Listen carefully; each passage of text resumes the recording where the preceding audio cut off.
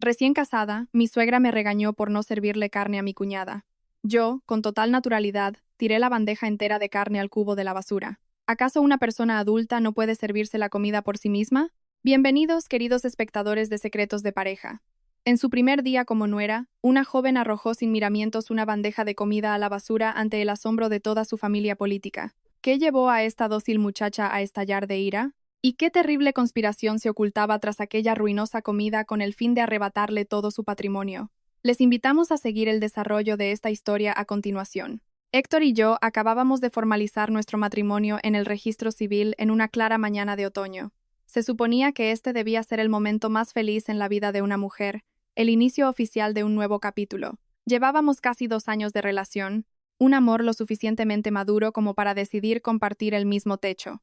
Héctor era un oficinista amable, decente, que no era de ir de bares ni de apostar. Sin embargo, su mayor defecto, uno que solo llegué a comprender profundamente al cruzar el umbral de la casa de su familia, era su carácter sumiso y la excesiva obediencia hacia su madre. Mi suegra, doña Lourdes, era una profesora de educación secundaria jubilada. Tenía todo el porte de una mujer tradicional y estricta, pero resultaba ser sumamente impositiva y conservadora. El día que Héctor me llevó a conocerla por primera vez, ella no mostró mucho entusiasmo al enterarse de que yo provenía de una familia humilde, de un barrio periférico como San Fernando de Henares, en Madrid. Mi padre falleció cuando yo era joven, y mi madre y yo nos apoyábamos mutuamente viviendo en una modesta casa baja y antigua. A pesar de todo, dada la insistencia de Héctor y que él ya tenía una edad considerable, ella terminó accediendo a que nos casáramos. En el fondo, yo siempre me decía a mí misma que si la trataba con sinceridad y respeto, poco a poco, mi suegra me entendería y me cogería cariño. Hoy era fin de semana, y la familia de Héctor organizaba una pequeña comida, invitando a algunos parientes cercanos por parte de padre para una velada íntima, a modo de presentación oficial de la nueva nuera. Para preparar este evento me levanté temprano, cogí mi carro de la compra y fui al mercado de abastos a las 9 de la mañana para conseguir las verduras más frescas y los mejores cortes de carne. Quería meterme en la cocina para ganar puntos con mi familia política y demostrar que era una mujer apañada, capaz de cuidar de un hogar. La cocina de doña Lourdes estaba en la planta baja de un chalet adosado de 3 plantas en el exclusivo distrito de Chamartín. Me esforcé limpiando verduras, cortando carne, adobando con especias, hasta que el sudor me empapó la espalda. El plato estrella, en el que puse todo mi empeño, fueron unas carrilladas de cerdo ibérico al vino tinto. Elegí un corte perfecto con la grasa entreverada justa. Lo trocié, preparé un sofrito com alho, cebola finamente picados. Un buen vino tinto, caldo un toque de pimienta negra. La olla estuvo a fuego lento durante 2 horas. La carne quedó tan tierna que se deshacía, empapada en la salsa brillante y espesa, con un aspecto de lo más apetitoso. Además, preparé unas croquetas caseras, un consomé al jerez, una ensaladilla rusa y una tabla de embutidos ibéricos y queso manchego. Cerca de la 1:30 de la tarde, los parientes comenzaron a llegar. Héctor estaba ocupado en el salón principal, sirviendo bebidas y charlando con sus tíos. Abajo, en la cocina, solo estaba yo, lidiando con los fogones y la vitrocerámica a todo fuego. Mientras estaba agachada colocando la comida en las bandejas, escuché pasos bajando la escalera. Eran doña Lourdes y Ariadna, la hermana menor de Héctor. Ariadna tenía 25 años, ya trabajaba, pero seguía siendo consentida por su madre como si fuera una niña. Doña Lourdes entró en la cocina y su mirada escrutadora repasó los platos que acababa de poner sobre la encimera. Se llevó la mano a la nariz, abanicándose con gesto de desagrado. Huele muchísimo a ajo y cebolla. ¿Cómo estás cocinando para que el olor haya subido hasta el salón? Tenemos invitados. Si huelen esto, ¿qué van a pensar de nosotros? Me apresuré a secarme las manos con un paño y le expliqué con suavidad. He encendido la campana extractora al máximo, Lourdes. Seguro que ha sido por la corriente de aire. Cerraré la puerta de la cocina ahora mismo. Ariadna, de pie junto a su madre, miró con desdén mi fuente de carrilladas ibéricas y soltó con frialdad. ¿Qué has cocinado que brilla tanta grasa? En nuestra familia ahora todos tienen cierta edad. La comida debe ser ligera, hay que cuidarse de muchas cosas. Cocinas puros platos de pueblo, con tanta salsa y grasa. A ver quién se traga esto. Las palabras de Ariadna cayeron como un jarro de agua fría sobre todo mi esfuerzo y dedicación desde primera hora de la mañana. Sentí un nudo amargo en la garganta, pero intenté tragarme la indignación, y forzando una sonrisa, respondí. Las carrilladas necesitan un poco de su grasa natural para quedar tiernas y sabrosas. También he preparado el consomé y la ensaladilla, que son más ligeros para que podáis alternar y no resulte pesado. Doña Lourdes negó con la cabeza y señaló la fuente de croquetas. Unas croquetas que moldeas, unas grandes y otras pequeñas, sin ninguna uniformidad. Si pones esto en la mesa ante la familia, quedaremos en evidencia. Se nota que eres una chica criada sin la figura de un padre que ponga orden. Ni siquiera las labores de la casa te han enseñado a hacer en condiciones. Aquel comentario tocó mi herida más profunda. Mi padre falleció pronto, y mi madre tuvo que trabajar de sol a sol para sacarme adelante. Que utilizara la situación de mi familia para menospreciarme me dolió en el alma. Pero como era un día de celebración, con parientes e invitados arriba, me mordí el labio, convenciéndome de que debía tener paciencia. No quería que un arrebato mío arruinara la comida y avergonzara a Héctor. En ese momento sonó el timbre. El repartidor llamó desde fuera, y Ariadna salió corriendo emocionada a recoger el pedido. Poco después, volvió a la cocina con 3 grandes bolsas de las que emanaba un olor delicioso a marisco asado. Con aire de superioridad, Ariadna plantó sobre la encimera las cajas de un restaurante de lujo. Mira, mamá, acabo de pedir una mariscada gallega con centollos y cigalas de un restaurante estupendo que nos lo ha traído a casa. Comer de restaurante es más elegante, y se ajusta mejor a los gustos de todos.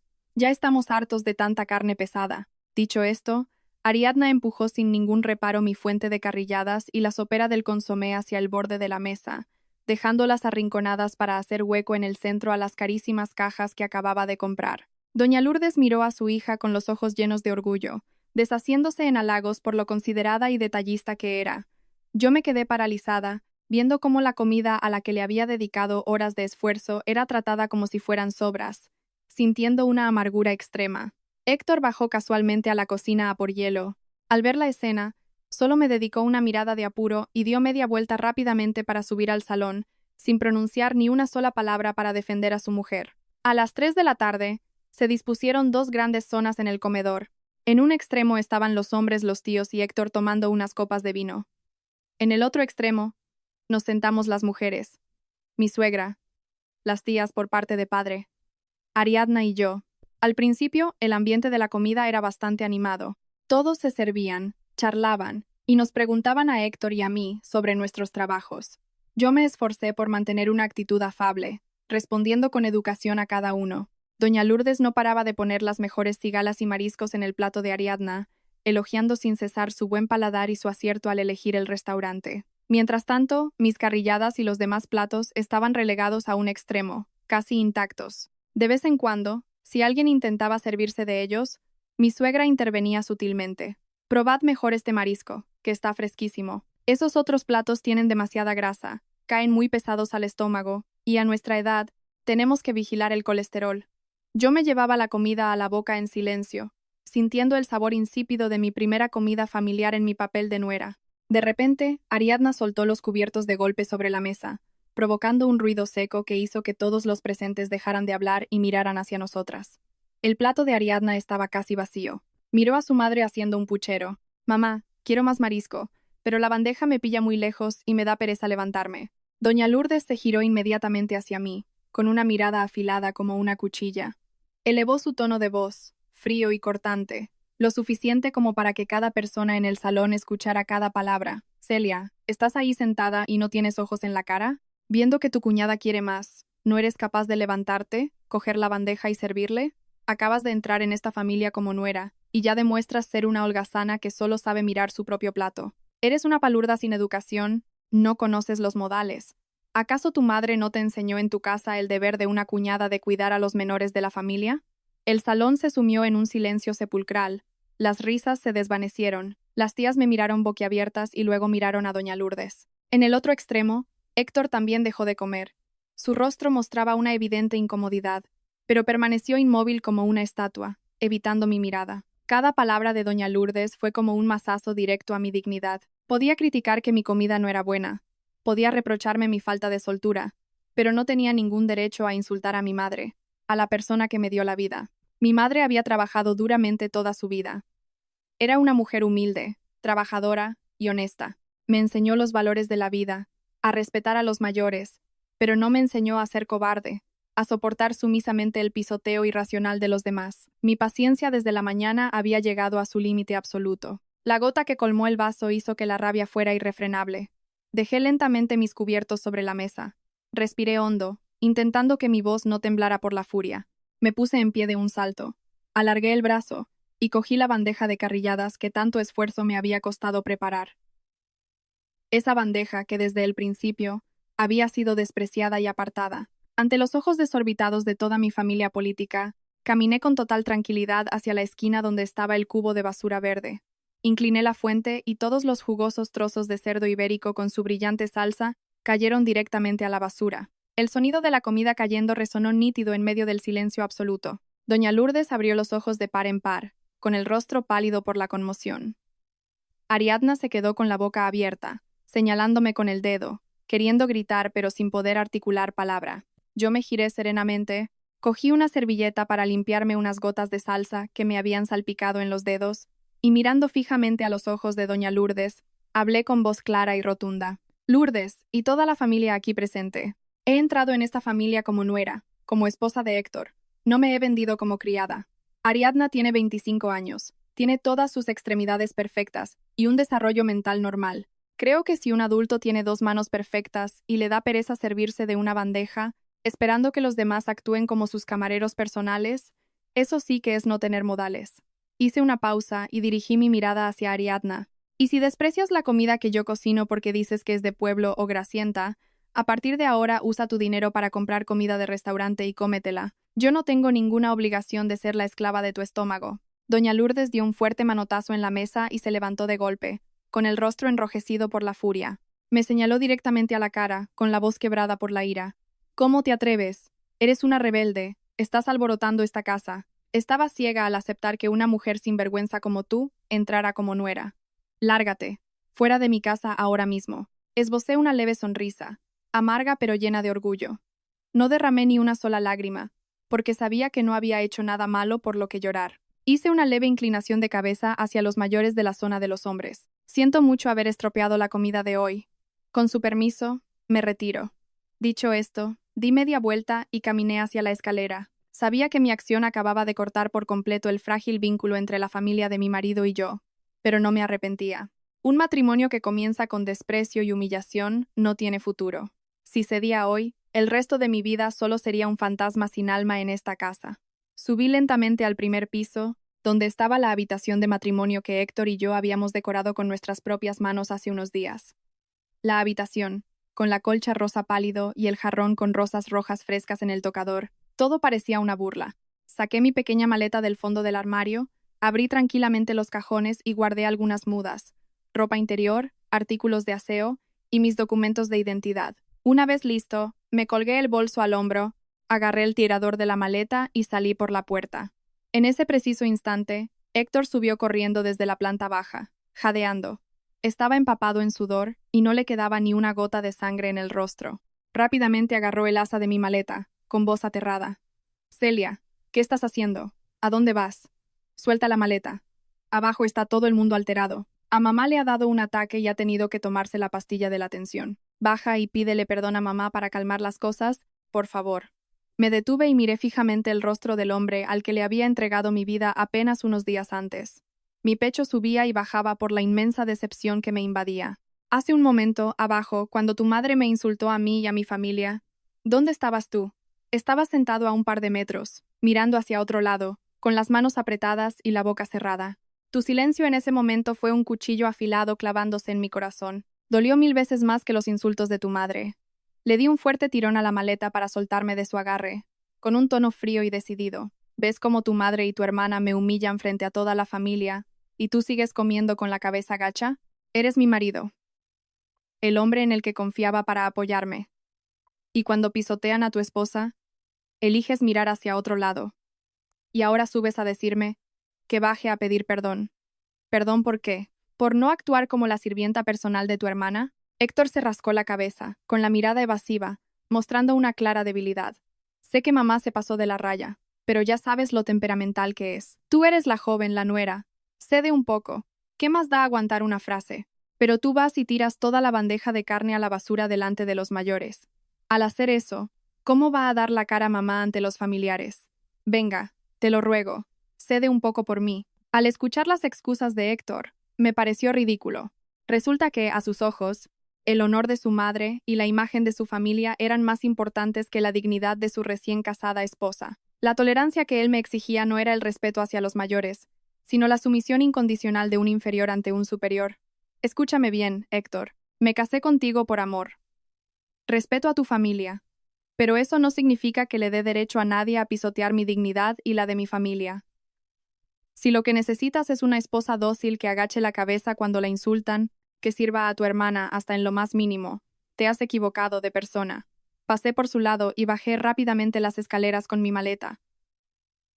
Cuando crucé el salón, el ambiente seguía denso por la tensión. Los parientes estaban rodeando a doña Lourdes, que estaba tumbada dramáticamente en el sofá, mientras no dejaba de lamentarse de la nuera maleducada que le había tocado. Ariadna, de pie junto a ella, me fulminó con la mirada como si quisiera devorarme viva. No les dediqué ni un segundo de mi atención. Caminé directa a la puerta principal, me puse los zapatos y salí a la calle. El calor del mediodía me golpeó en la cara, pero por dentro me sentía congelada. Saqué el móvil y levanté la mano para parar un taxi que pasaba. El conductor se orilló y amablemente abrió el maletero para guardar mi equipaje. Me senté en el asiento trasero y miré por última vez el chalet de 3 plantas con la puerta cerrada. Héctor no me había seguido. Se quedó clavado detrás de la puerta de cristal opaco, una sombra borrosa y cobarde que no se atrevía a salir de la zona de confort que su familia le imponía. El taxi arrancó, alejándome del ruidoso centro para dirigirme a la periferia, donde se encontraba la vieja casa baja de mi madre. El trayecto de Chamartín a San Fernando de Henares no era excesivamente largo, pero sentí como si hubiera atravesado un siglo. El taxista, un hombre de unos 50 años, me miró por el espejo retrovisor y notó mi tristeza.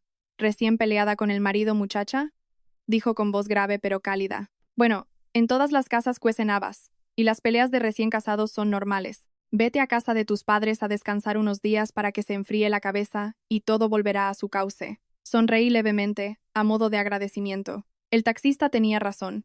Necesitaba ir a casa de mi madre, el único lugar en el mundo donde nadie me juzgaría por una comida ni por mis orígenes.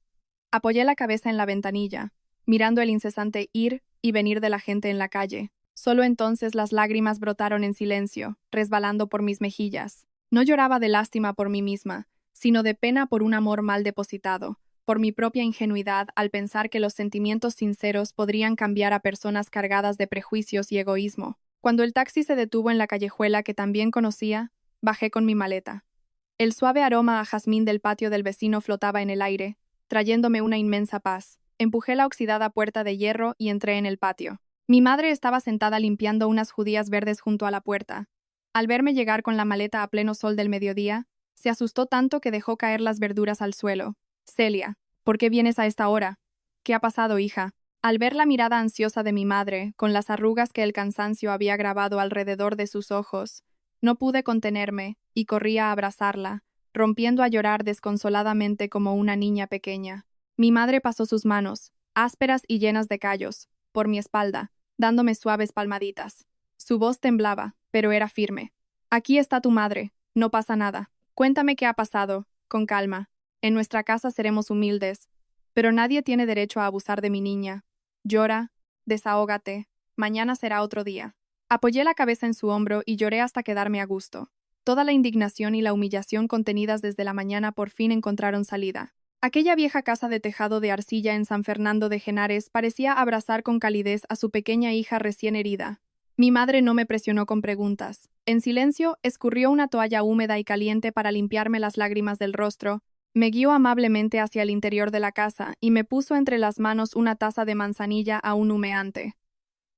Cuando me tranquilicé y di un sorbo, mi madre comenzó a hablar despacio. Su voz profunda transmitía la sabiduría de una mujer que había atravesado más de media vida llena de tormentas. Me preguntó qué había pasado exactamente para que, en mi primer día como casada, tuviera que volver a casa con las maletas. Con voz entrecortada, le conté todo, desde la actitud altiva de mi cuñada, al despreciar la comida que tanto me había costado hacer, hasta la forma en que doña Lourdes me había insultado, sacando a relucir mi origen y mi educación, solo por no haberle servido un trozo de carne a una mujer adulta. Y también el cobarde silencio de Héctor, mirando hacia otro lado mientras su esposa era humillada frente a sus parientes. Al escuchar la historia, mi madre frunció el ceño. Suspiró profundamente, mirando hacia el patio lleno de hojas caídas. Apretó mi mano. Esa mano llena de arrugas me transmitió una fuerza invisible. Me dijo que, al casarse, la paciencia es una gran virtud para mantener la paz familiar, pero que paciencia no significa soportar abusos irracionales. El respeto debe ser mutuo. Comprendía perfectamente mi reacción ante la actitud prepotente de mi suegra y mi cuñada. Aunque tirar el plato había sido un acto impulsivo, lo que más le preocupaba a mi madre era el comportamiento de Héctor.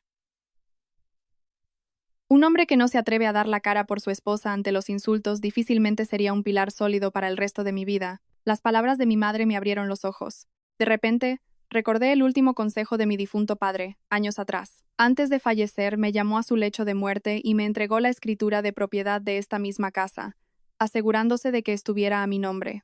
Me dijo que el destino de una mujer podía ser impredecible, y que aunque esta casa fuera pequeña y vieja, era el fruto del sudor de mis padres, un bien refugio. Así, si algún día enfrentaba problemas en la sociedad o en mi matrimonio, siempre tendría un lugar al que volver, sin tener que depender ni humillarme ante nadie. Al pensar en eso, una vaga sensación de inquietud se apoderó de mí. El clasismo de doña Lourdes y el escrutinio de Ariadna no eran simples fricciones entre suegra y nuera. Empecé a darme cuenta de que la brecha en los valores y la forma de tratar a los demás entre nuestras familias era gigantesca. Si continuaba con este matrimonio sin tomar medidas preventivas claras, era muy probable que el único patrimonio que mis padres me dejaron se viera envuelto en problemas innecesarios. Decidí que debía actuar de forma proactiva para proteger mis derechos legales. Cogí el móvil, busqué en los contactos y llamé a don Arturo. Arturo era un abogado con mucha experiencia y un antiguo compañero de facultad al que yo respetaba mucho. Descolgó tras un par de tonos y me preguntó amablemente cómo estaba. Le expliqué brevemente mi situación y mi deseo de conocer la normativa legal sobre los bienes privativos adquiridos antes del matrimonio. Arturo me lo explicó detalladamente con términos sencillos. Me confirmó que, dado que la escritura de la casa estaba a mi nombre desde antes de casarnos en el registro civil e incluso bajo el régimen de gananciales, lo previo es privativo, la ley la reconocía automáticamente como un bien exclusivamente mío. Sin embargo, para evitar cualquier conflicto o riesgo futuro, especialmente si la familia de mi marido mostraba actitudes poco transparentes o intenciones de inmiscuirse en mi patrimonio, tenía todo el derecho a firmar una escritura notarial de reconocimiento de bienes privativos o capitulaciones matrimoniales. Este documento notarial dejaría cristalina mi capacidad absoluta para disponer de la casa sin necesidad del consentimiento ni la intervención de mi marido. El asesoramiento del abogado fue como un salvavidas que me ayudó a aclarar mi rumbo. Le di las gracias a Arturo y quedamos en que él se encargaría de redactar el documento lo antes posible. Al colgar, miré a mi madre. Asintió suavemente, con los ojos brillando de aprobación. Me dijo que en los tiempos que corren, las mujeres deben tomar las riendas de su destino. Los sentimientos son valiosos, pero la claridad racional es la base para proteger los valores fundamentales de la familia. Me prometí a mí misma que no dejaría que nadie me arrebatara el regalo invaluable que mi padre había pasado su vida entera ahorrando para dejarme. El cielo atardecía al día siguiente, trayendo consigo la brisa fría del otoño madrileño. La puerta oxidada de mi casa chirrió. Un sonido familiar. Estaba en el porche limpiando verduras cuando vi entrar a Héctor. Se le veía mucho más demacrado que el día anterior. Llevaba una camisa algo arrugada y sostenía una gran cesta de frutas en la mano. Al verme, dudó un poco antes de acercarse. Mi madre salió de la casa. Aunque por dentro estaba furiosa con su yerno por no haber defendido a su hija, con la compostura propia de una señora mayor, mantuvo las formas. Aceptó la cesta de frutas e invitó a Héctor a sentarse en el salón a tomar algo. Tras un breve intercambio de cortesías, mi madre puso la excusa de ir a la cocina a preparar la cena para dejarnos a solas. Héctor se sentó en la vieja silla de madera, con las manos entrelazadas, evitando mirarme a los ojos. Un silencio tenso e incómodo inundó el pequeño salón. Finalmente, incapaz de soportarlo más, Héctor carraspeó y rompió el hielo. Celia, sobre lo de ayer, te pido perdón en nombre de mamá. Sé que dijo cosas fuertes que te dolieron, pero ya está mayor y es anticuada. Como jóvenes que somos, ¿para qué vamos a guardarles rencor a los mayores? Mamá no pudo pegar ojo en toda la noche, la tensión se le disparó.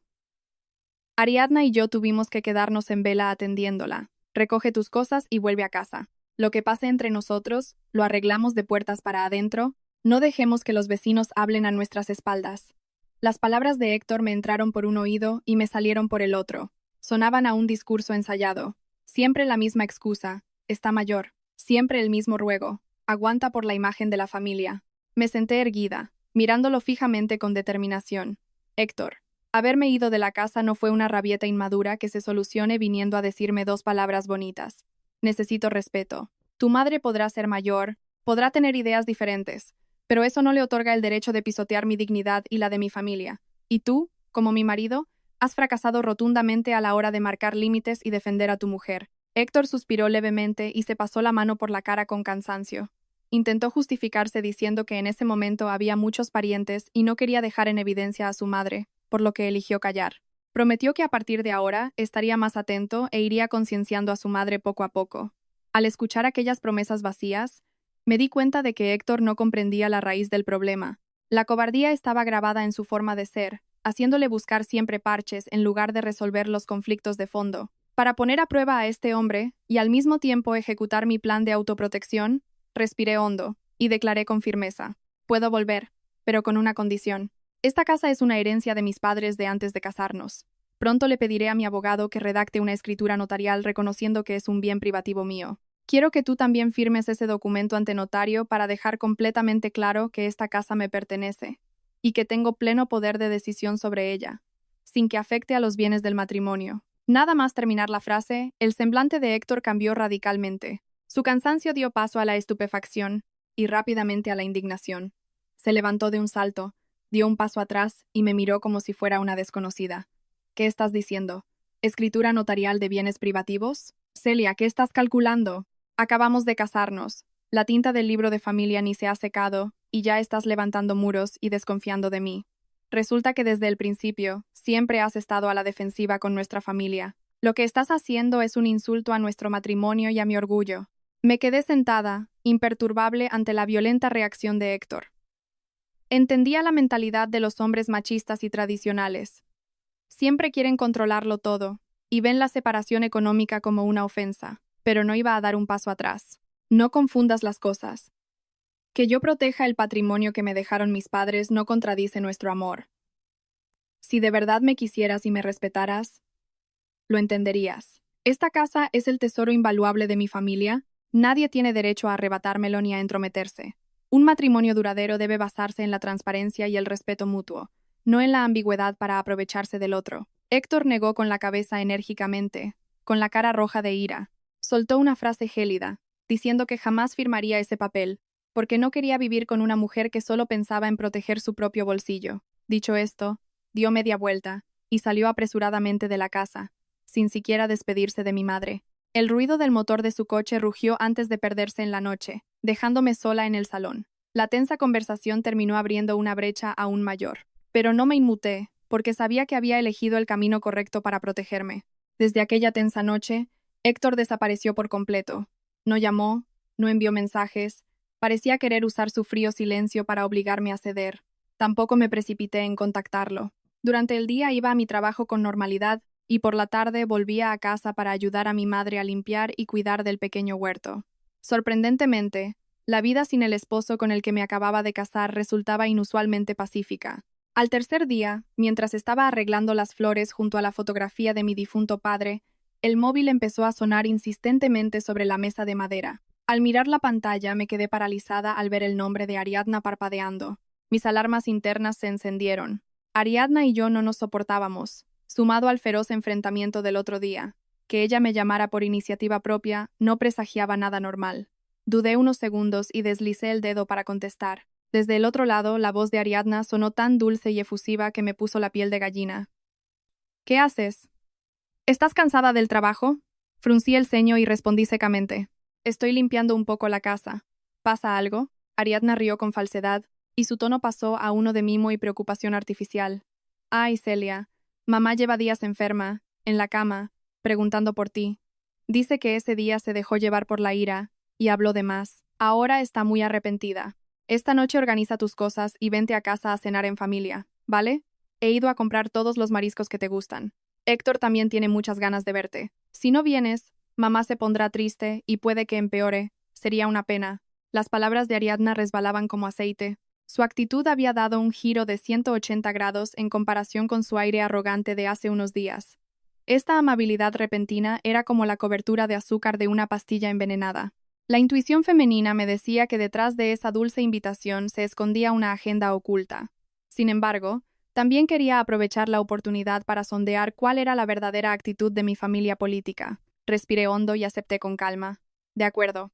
Dile a tu madre que descanse. Estaré allí sobre las 9 de la noche. Puntual a la cita, cogí un taxi de vuelta al chalet en Chamartín. Nada más entrar, noté un ambiente totalmente distinto. El comedor estaba perfectamente iluminado, y sobre la mesa había un festín de marisco carísimo, un centollo enorme, cigalas a la plancha y chipirones encebollados. Doña Lourdes, que estaba sentada en el sofá, se levantó rápidamente al verme entrar, esbozando una sonrisa afable que resultaba forzada. Me cogió del brazo para sentarme a la mesa y no paró de servirme comida, elogiando sin cesar lo guapa y descansada que se me veía últimamente. Héctor estaba sentado enfrente, todavía evitando mi mirada, pero su expresión se había relajado mucho. Parecía aliviado de que yo hubiera accedido a volver a la casa y de que su madre estuviera mostrando disposición para la paz. Ariadna era la más habladora. Mientras le pelaba unas gambas a su madre, empezó a sacarme tema de conversación. Celia, he oído últimamente que las zonas de la periferia se están revalorizando muchísimo. El ayuntamiento está aprobando planes urbanísticos, ampliando las carreteras. El precio del suelo allí está subiendo por las nubes, ¿verdad? Me detuve y dejé los cubiertos en el plato. La pregunta de Ariadna no era inocente. Apuntaba directamente al patrimonio que yo protegía. Mantuve la compostura y respondí con evasivas. Paso el día trabajando. No me fijo en las noticias inmobiliarias. Mi casa está en una callejuela y es muy antigua. Nos sirve para que mi madre y yo tengamos un techo. No tenemos intención de venderla, así que no presto atención a si los precios suben o bajan. Ariadna no parecía dispuesta a rendirse. Sus ojos brillaban de curiosidad. Se inclinó hacia adelante y bajó la voz para preguntar. ¿Y cuántos metros cuadrados reales tiene la parcela? En la escritura, ¿figuras tú sola como titular o la compartes con tu madre? Por cierto, ¿tienes las escrituras guardadas en casa?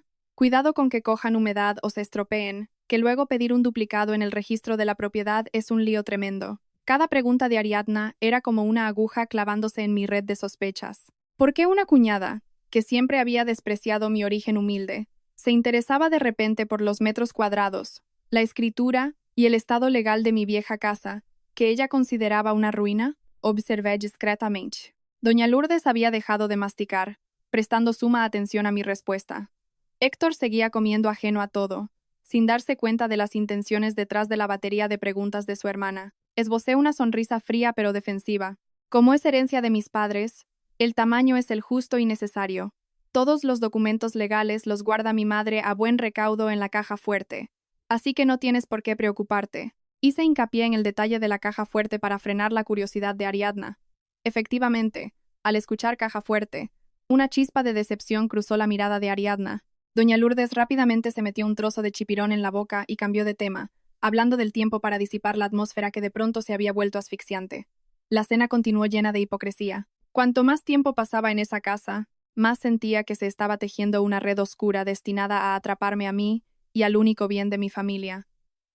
Esta cena de reconciliación no era más que una torpe obra de teatro para sondear el terreno. Pasó una semana desde aquella tensa cena llena de cálculos ocultos. Yo había vuelto a mi rutina. Trabajar en la oficina por las mañanas y ayudar a mi madre con la casa por las tardes. Héctor me enviaba algún mensaje de vez en cuando, pero no mencionaba para nada el asunto del documento notarial que le había exigido.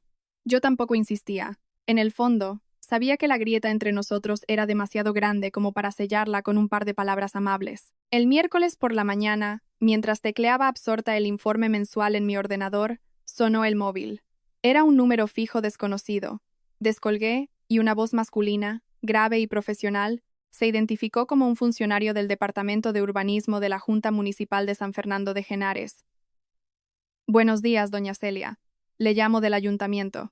Actualmente, la calle de su domicilio se encuentra dentro del Plan General de Ordenación Urbana para la ampliación de viales del nuevo desarrollo urbanístico. Según el catastro, su familia posee una parcela y una vivienda que serán expropiadas parcialmente. La compensación económica que el ayuntamiento ha establecido para este proyecto es muy alta, y las ayudas para realojo son excelentes. La llamo para que concierte una cita la semana que viene y traiga las escrituras de propiedad y su DNI para verificar el expediente antes de proceder con los siguientes pasos. Al escuchar al funcionario, mi corazón dio un vuelco. Durante años, mi barrio había sido una zona humilde y de calles estrechas. Mi madre y yo estábamos tan acostumbradas a nuestra vieja casa que nunca prestábamos atención a planes urbanísticos ni expropiaciones. Ahora, de repente, resultaba que nuestro terreno era clave para el proyecto, multiplicando su valor exponencialmente. No salía de mi asombro. Le di las gracias al funcionario, apunté la cita y colgué. Pero en el mismo instante en que dejé el móvil sobre la mesa, un escalofrío me recorrió la espalda. Las piezas inconexas de las últimas semanas encajaron de repente de forma perfecta. ¿Por qué en la cena Ariadna insistió tanto en preguntarme sobre expropiaciones, metros cuadrados y, sobre todo, por el titular de las escrituras? Ariadna era una persona perezosa a la que solo le importaba la ropa y el ocio. Jamás se había interesado por propiedades ajenas. ¿Cómo es que manejaba tanta información urbanística de un municipio de la periferia que no pisaba nunca? ¿Sería posible que mi familia política se hubiera enterado del proyecto de expropiación, descubriendo el enorme valor de mi terreno, y por eso cambiaran de actitud, fingiendo ser amables para engatusarme? La sospecha alcanzó un nivel máximo. Inmediatamente le pedí a mi jefe salir 15 minutos. Me escondí en un rincón del pasillo y llamé a mi madre. La voz de mi madre sonó tranquila, mezclada con el sonido de la escoba barriendo el patio. Intenté mantener la calma para no asustarla.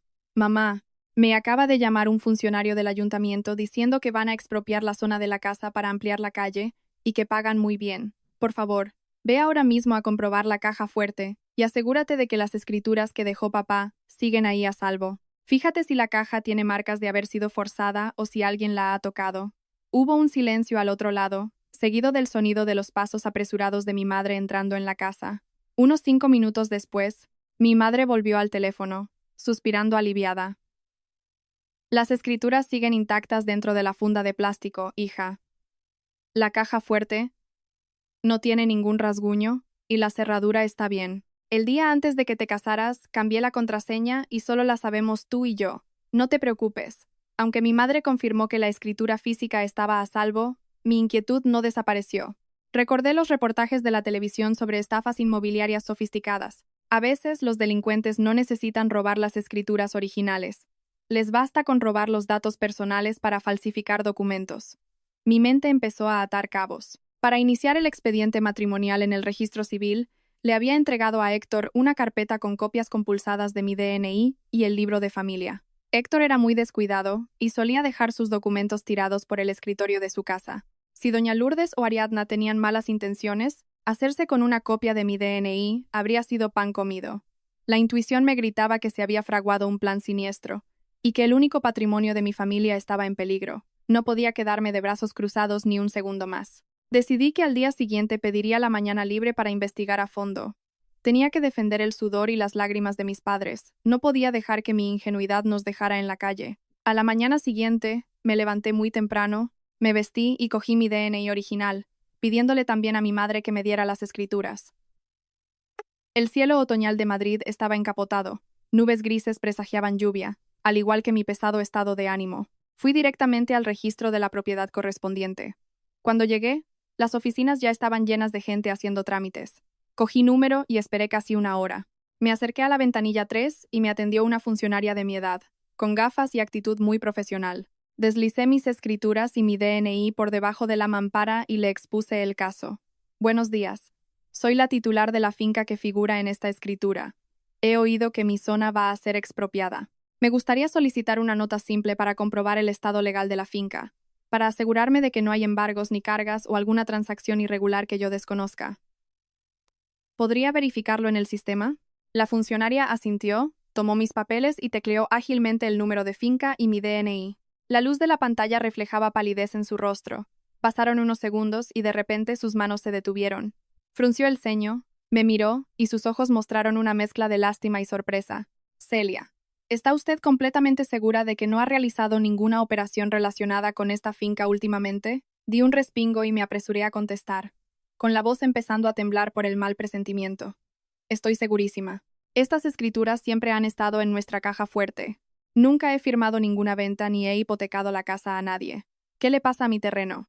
La funcionaria suspiró, giró el monitor hacia mí y señaló una línea roja parpadeando en el programa de gestión. El sistema indica que esta finca tiene una anotación preventiva de embargo. La propiedad está puesta como garantía hipotecaria para un préstamo de capital privado. Esta operación se elevó a público en una notaría hace menos de 15 días. Mis oídos zumbaron y sentí que el suelo se hundía bajo mis pies. Me agarré con fuerza al borde del mostrador para no caerme. Hace menos de 15 días. Esa fue exactamente la época en la que Héctor y yo estábamos de papeleos para el registro civil, justo cuando le entregué mis documentos compulsados. Traté de recuperar la compostura, respirando hondo para contener la rabia, y le rogué a la funcionaria que me diera más detalles. Al ver mi palidez, ella se mostró muy comprensiva. Hizo clic en los detalles del expediente telemático y me imprimió una copia del documento. Mírelo bien. En el expediente de la notaría consta que quien realizó la operación de hipoteca no fue usted en persona, sino a través de un poder notarial. En ese poder, usted otorga amplias facultades, incluida la de hipotecar la propiedad para obtener un préstamo, a una tercera persona. Se adjuntó una copia de su DNI. Lo más probable es que los estafadores hayan fabricado unas escrituras falsas idénticas a las suyas y hayan falsificado su firma en el poder para engañar al notario. Cogí el papel con las manos temblorosas y clavé la vista en cada línea. El nombre de la persona apoderada figuraba claramente. No era ninguna desconocida. Era Ariadna, con la misma dirección que Héctor. La firma al final del poder indicaba mi nombre, pero los trazos eran rígidos y temblorosos. Una falsificación torpe que intentaba imitar la firma de mi DNI. La verdad se revelaba desnuda y cruel. Doña Lourdes y Ariadna no se habían conformado con la codicia, la envidia o los comentarios hirientes. Habían cruzado la línea de la moral y la ley. Aprovecharon un descuido mío. Usaron la copia de mi DNI y orquestaron una estafa maestra, convirtiéndome en la deudora de un préstamo gigantesco, con el único fin de arrebatarme la casa de mi familia. El dolor por la traición, por haber sido apuñalada por la espalda por mi familia política, me encogió el corazón. Pero me prometí a mí misma que no me derrumbaría. Los criminales debían pagar, y yo me levantaría para exigir justicia. Al salir del registro de la propiedad, caminaba como un fantasma por la acera. El viento otoñal alborotaba mi pelo, y empezaron a caer unas finas gotas de lluvia que helaban los hombros de mi chaqueta. En mi mano apretaba los documentos que la funcionaria me había dado. Según el registro, el dinero que Ariadna había conseguido mediante usureros utilizando escrituras falsas y un poder fraudulento ascendía a 150.000 euros. 150.000 euros. Para una familia trabajadora como la mía, era una cifra inmensa. Todo el esfuerzo de mis padres apenas sumaba eso. Y ellas, amparadas en su título de suegra y cuñada, habían tejido esta trampa para ponerme la soga al cuello. El dinero había sido transferido directamente a una cuenta a nombre de Ariadna. Su objetivo era evidente. Querían apropiarse del préstamo para que Ariadna pudiera pagarse un piso en el centro, y, cuando el préstamo impagado venciera, los prestamistas embargarían mi casa, echándonos a mi madre y a mí a la calle sin piedad. Saqué el móvil, con las manos aún temblando de furia. Llamé a Héctor. Contestó al tercer tono. Su voz sonaba cansada. Parecía estar absorto en su oficina. Celia, ¿pasa algo? Hoy estoy bastante ocupado. Si quieres al salir del trabajo, me paso por casa de tu madre a verte. Apreté los dientes y le corté con el tono más gélido y tajante que he usado en mi vida. Pide permiso en el trabajo ahora mismo.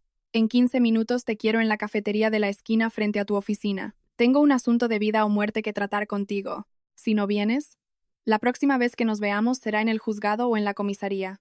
No le di tiempo a decir ni media palabra. Colgué y cogí un taxi directo al punto de encuentro. Cuando entré en la cafetería, Héctor ya estaba sentado en un rincón. Su rostro reflejaba confusión y pánico. Al verme acercar, se levantó rápidamente. ¿Qué pasa que hablas tan en serio? ¿Qué es eso de comisarías y juzgados? Me estás asustando. Ni siquiera me molesté en sentarme. Saqué del bolso los documentos con el sello del registro de la propiedad y los arrojé con fuerza sobre la mesa de cristal, justo delante de él. Míralo tú mismo. Mira la estafa y la falsedad documental que tu queridísima madre y tu hermanita han estado tramando a mis espaldas. Héctor cogió los papeles temblando, y sus ojos recorrieron las líneas. Al leer la cifra de 150.000 euros y el nombre de Ariadna como beneficiaria, la sangre huyó de su rostro. Se quedó boquiabierto, y los papeles se le cayeron de las manos. ¿Qué es esto? ¿Un poder para hipotecar por 150.000 euros? Imposible. Celia, ¿qué significa esto? Te juro que yo no sé nada de esto. ¿Cuándo ha cogido Ariadna tus papeles? ¿Cómo se atreve a cometer semejante locura? Héctor se agarró la cabeza, despeinándose, con un aspecto patético. Me crucé de brazos y lo miré con ojos como puñales, pronunciando cada palabra como si fuera una sentencia. ¿De verdad no lo sabías? Te di a ti las copias compulsadas de mi DNI para ir al registro civil. Y ahora resulta que están adjuntas a un expediente de préstamo de tu hermana. Eres mi marido, vives bajo el mismo techo que ellas, y planean una estafa para robarme, y me dices que no sabes nada. ¿Hasta cuándo vas a seguir encubriéndolas? Ante mi implacable interrogatorio, Héctor se derrumbó. Se tapó la cara y su voz sonó rota y miserable. Te juro que no sabía que habían falsificado documentos, pero... confieso algo. Hace un mes, mi madre me llamó a su cuarto. Me dijo que tu casa estaba en zona de expropiación y que el precio iba a subir.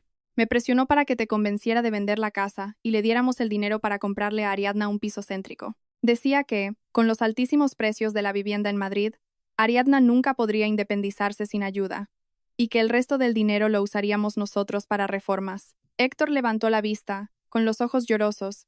En ese momento me negué en rotundo. Le dije que esa casa era de tus padres, que yo no tenía derecho a meterme, y que si te lo proponía me odiarías para siempre. Mamá me insultó. Dijo que era un idiota dominado por mi mujer. Creí que solo era hablar por hablar. No te lo dije para no disgustarte. Pongo a Dios por testigo de que jamás imaginé que mamá y Ariadna tendrían la desvergüenza de robarte los papeles para pedir un préstamo a usureros. Me he equivocado, Celia. Perdóname.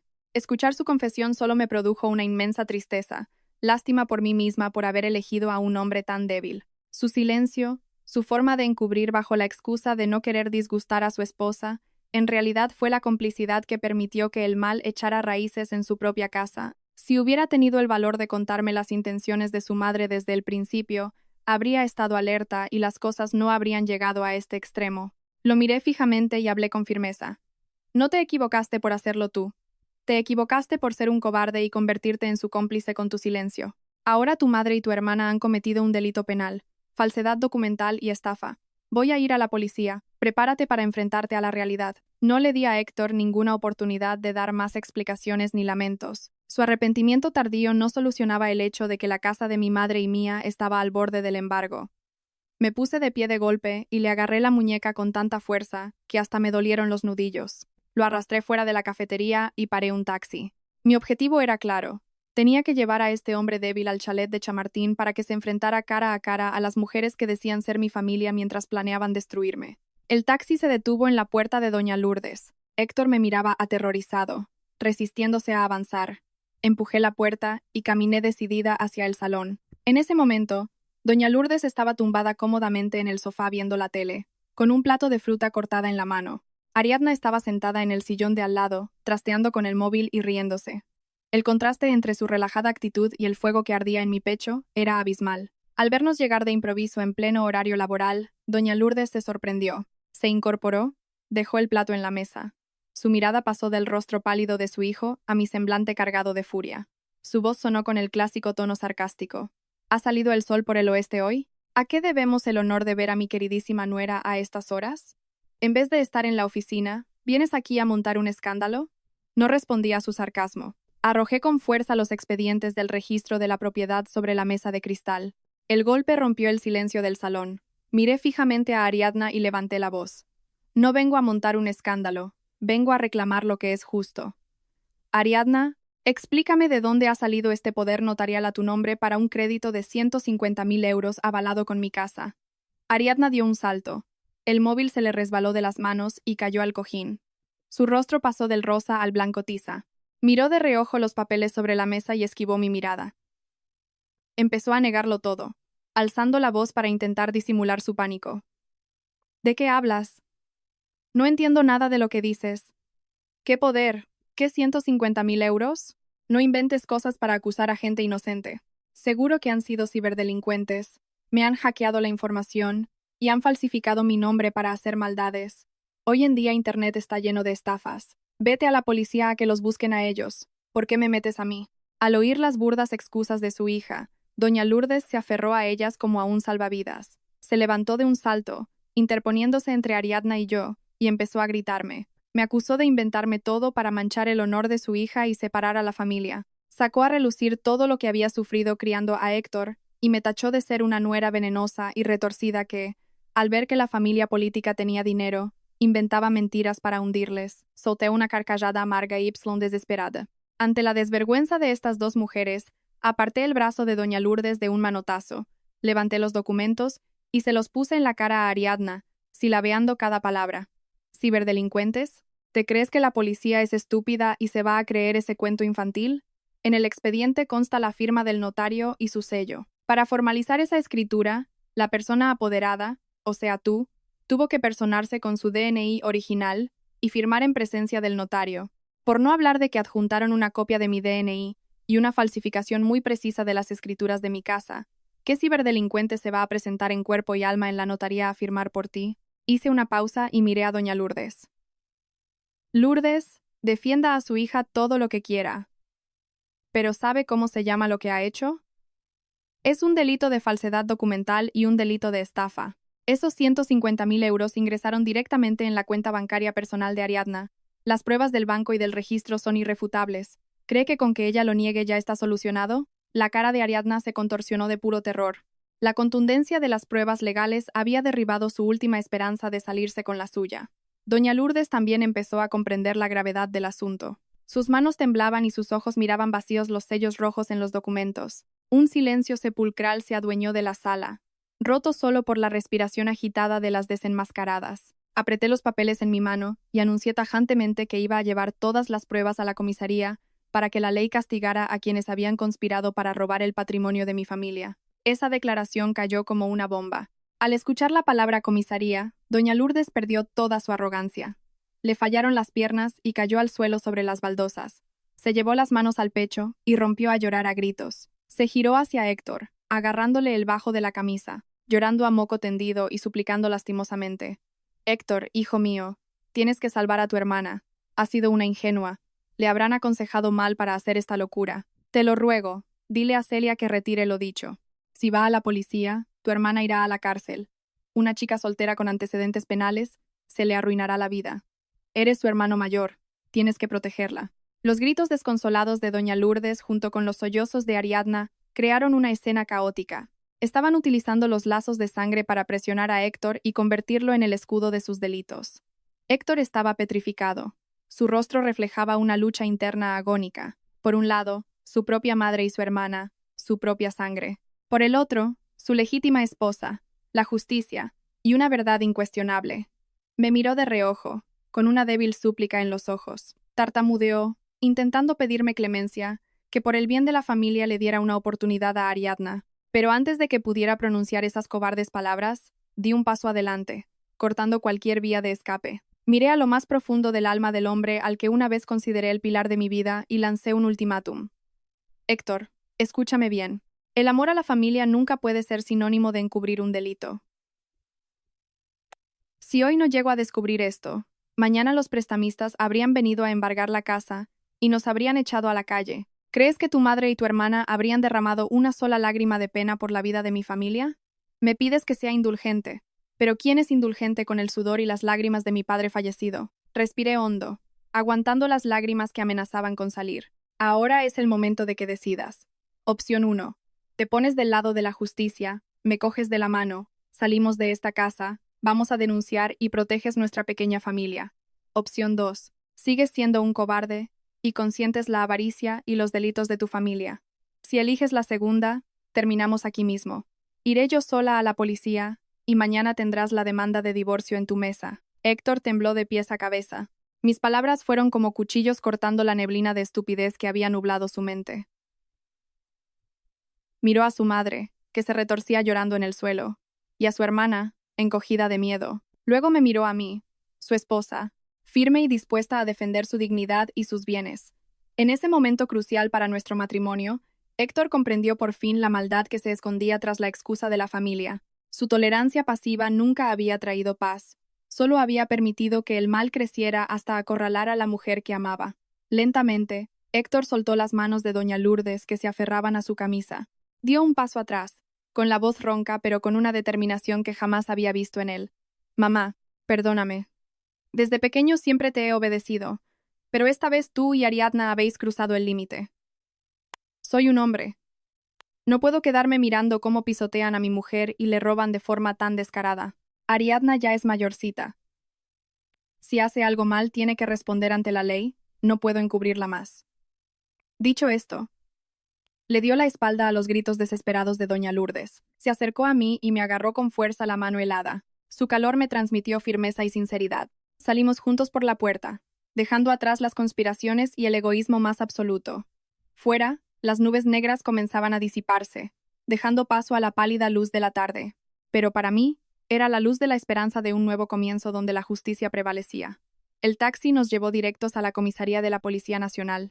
Durante todo el camino, Héctor no me soltó la mano, como si temiera que, de hacerlo, yo desaparecería de su vida para siempre. Su decisión final había aliviado en parte mi dolor y decepción.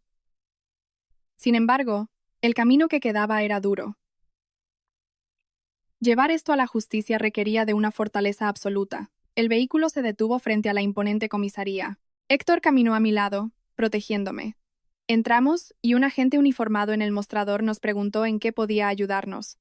Respiré hondo y expuse el motivo para interponer una denuncia. El agente nos derivó inmediatamente a un inspector, quien nos pidió que aportáramos toda la documentación. Puse sobre la mesa los papeles del registro de la propiedad, las copias de mi DNI y la información sobre el préstamo hipotecario fraudulento por 150.000 euros. Detallé cómo mi familia política tenía mis copias compulsadas y cómo había descubierto la carga en mi propiedad.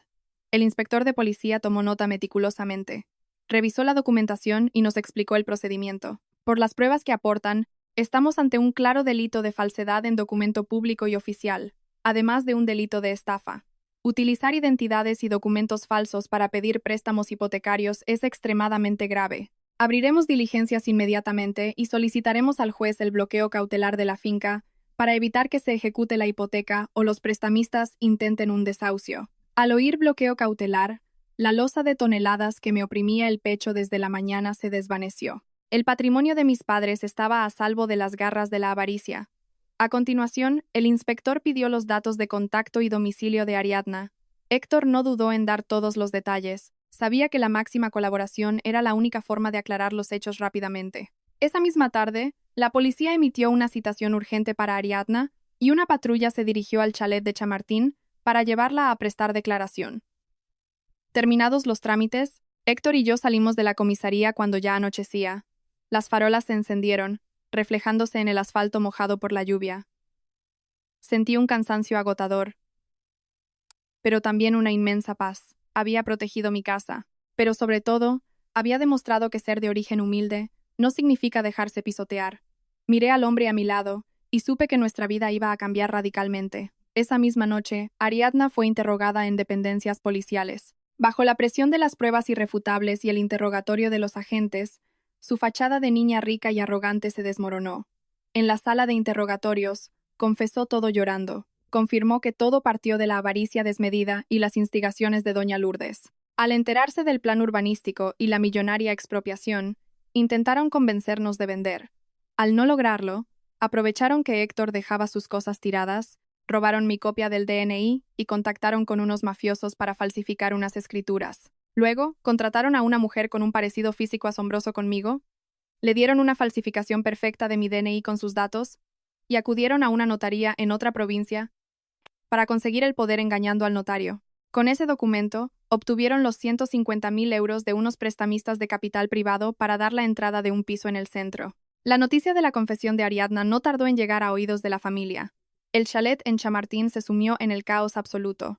Doña Lourdes, que siempre había presumido de moral y de clase social, se hundió. A la mañana siguiente, mientras mi madre y yo terminábamos de desayunar unas tostadas con aceite, llamaron a la puerta apresuradamente. Al abrir, me quedé de piedra al ver a doña Lourdes. Atrás quedaban los vestidos elegantes y la peluquería perfecta. Llevaba ropa arrugada, la cara pálida y los ojos hinchados. Nada más ver a mi madre, doña Lourdes se derrumbó, agarrando el brazo de mi madre con desesperación y suplicando. Señora Celia, se lo ruego, he sido una vieja codiciosa, estúpida y ciega, y he empujado a mi hija a la cárcel.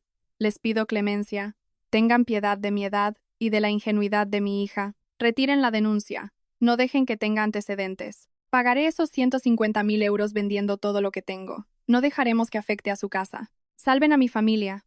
Mi madre se quedó paralizada.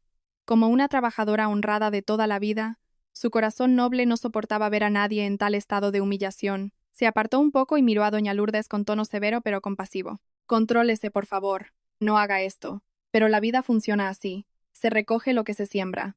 Mi hija entró a su familia con el corazón en la mano, y ustedes despreciaron su comida, nos insultaron, y encima intentaron robarnos lo poco que tenemos. Eso duele mucho. Yo me quedé al lado de mi madre, con los brazos cruzados y actitud impasible.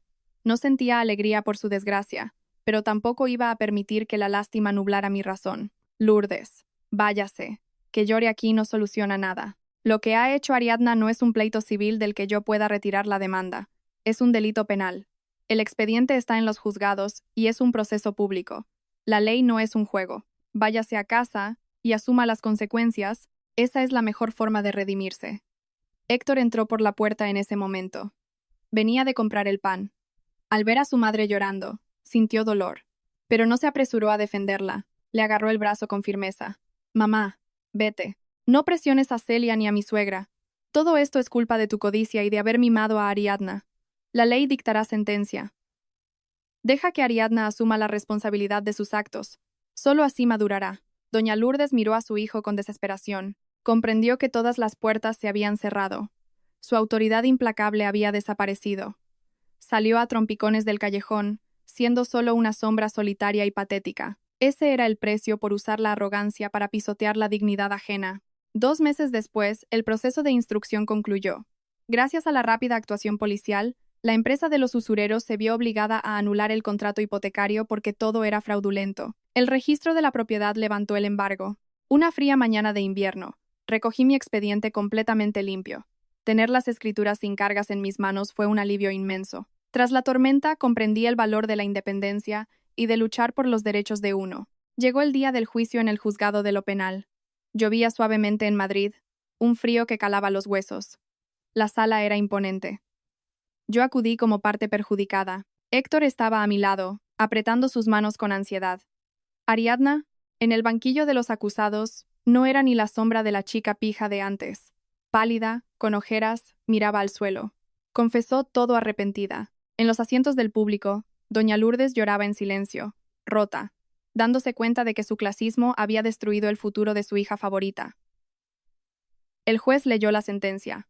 Al ser su primer delito, haber confesado, no haber antecedentes, y no haberse materializado la pérdida económica total gracias a la policía, condenó a Ariadna a 2 años de prisión con suspensión de la pena, lo que significaba que no entraría en la cárcel pero tendría antecedentes, además de una multa de 3.000 euros. Una sentencia justa que servía de severa advertencia.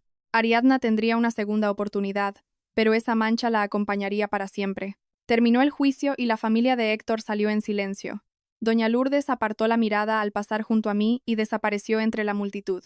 Lo primero que hice para protegerme fue ir al notario con el abogado Arturo. Firmamos unas capitulaciones matrimoniales de separación de bienes absoluta con Héctor, dejando por escrito y ante la ley que él jamás tendría derecho sobre la casa de San Fernando, ni sobre sus beneficios. Héctor aceptó sin dudarlo. Al tener ese documento oficial en mis manos, por fin sentí paz. El recuerdo de mi padre estaba blindado. Por su parte, el golpe de realidad curó la cobardía de Héctor. Se dio cuenta de que evadir conflictos casi le costó su matrimonio. Héctor y yo hablamos largo y tendido. Decidimos poner distancia con su familia y alquilamos un piso moderno y pequeño en el barrio de Las Tablas, suficientemente lejos para evitar a su madre y a su hermana, pero cerca del trabajo. El primer fin de semana en nuestra nueva casa, Héctor me dijo que me sentara a ver la tele mientras él iba a hacer la compra. Ver a un hombre alto y desgarbado eligiendo las verduras me llenó de calidez. A las 11 de la mañana, un olor espectacular salió de la cocina. Héctor trajo a la mesa una enorme cazuela de carrilladas de cerdo ibérico al vino tinto. Las carrilladas estaban jugosas, brillantes y perfectas. Se quitó el delantal, se sentó frente a mí con una mirada tierna y me sirvió el mejor trozo en mi plato. Pruébalo. He buscado la receta en internet para compensarte. Fui un cobarde y dejé que sufrieras. El día que viniste a mi casa cocinaste con todo el cariño y no supe defenderte. Hoy las he cocinado yo para demostrarte que, de ahora en adelante, seré tu escudo contra cualquier tormenta. Mordí un trozo. El sabor suave de la carne, el vino tinto y la sal se fundieron en mi boca. Las lágrimas cayeron por mis mejillas, pero esta vez no eran de humillación, sino de felicidad y perdón. Le devolví el gesto sirviéndole a él. Nuestro matrimonio comenzaba de nuevo, basado en la independencia, la razón y un respeto profundo. Aquí concluye esta tormentosa historia, queridos espectadores. seguramente nos deja muchas reflexiones. La tolerancia familiar solo vale la pena cuando hay respeto mutuo, no cuando fomenta la avaricia. El amor necesita valentía para poner límites y proteger nuestra dignidad. También nos enseña que mimar a los hijos y creerse superior por el estatus destruye familias. El dinero jamás llenará el vacío de la bajeza moral. Al final, ante las tempestades de la vida, la sinceridad y caminar con la cabeza alta son el mejor ancla para la felicidad. Gracias por acompañarnos. Les deseamos salud y felicidad. Un saludo desde Secretos de Pareja.